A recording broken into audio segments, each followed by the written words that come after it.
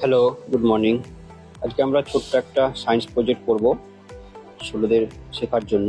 ঠিক আছে, এখানে আমার কাছে রয়েছে একটা 1.5 ভোল্টের ব্যাটারি, দুটো ব্যাটারি এবং সেই ব্যাটারি হোল্ডার। ওকে, আর এখানে একটা আছে আপনার রেড ওয়্যার যেটা বেসিক্যালি পজিটিভ পজিটিভ ওয়্যার, আর একটা ব্ল্যাক ওয়্যার যেটা হচ্ছে নেগেটিভ ওয়্যার। ঠিক আছে, এখানে আমাদের কাছে একটা এলইডি আছে। এলইডির যে পজিটিভ পোর্ট বা পজিটিভ সাইড, সেটা আমরা পজিটিভ রেড লাইটের সাথে কানেক্ট করেছি। ঠিক আছে, এবার কী করে বুঝবো এলইডির কোনটা পজিটিভ? যেটা লং ওয়্যার সেটা পজিটিভ, ঠিক আছে, আর ছোট যেটা লেংথে সেটা হচ্ছে নেগেটিভ ওয়্যার। ঠিক আছে, এবার কি করেছি, এই ব্ল্যাক ওয়্যারের সাথে একটা রেজিস্টার লাগিয়েছি। ঠিক আছে, রেজিস্টারটা কেন সেটা পরে বলছি।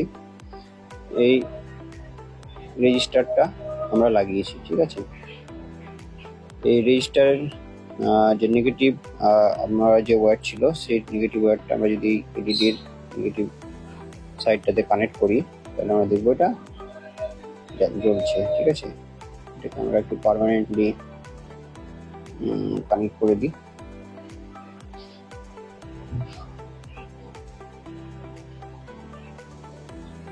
তাহলে কি হচ্ছে, এটা এলইডিটা জ্বলছে। ঠিক আছে, এলইডি এটা বেসিক্যালি একটা ডায়োড, সেটা আমরা যেটা কি করে, লাইট ইমিট করে। ঠিক আছে, ভোল্টেজ পেলে লাইট ইমিট করে। এটা কত ভোল্টের এলইডি ঠিক জানা নেই, তবে বেসিক্যালি গ্রিনগুলো 3 থেকে 3.3 ভোল্টের হয়। ঠিক আছে, এবার আমরা এই একটা রেজিস্টার কেন লাগিয়েছি। রেজিস্টারের কাজ হলো সেই কারেন্ট এলইডিতে যে কারেন্টটা যাচ্ছে ব্যাটারি থেকে, সেটাকে লিমিট করা। অর্থাৎ কতটা কারেন্ট যাবে সেটা এই রেজিস্টার দিয়ে লিমিট করা হয়। কারণ এটা যদি 2 ভোল্টের হয় আর এই ব্যাটারির যদি ক্ষমতা তার থেকে বেশি হয়, তাহলে এই এলইডির সমস্যা হতে পারে।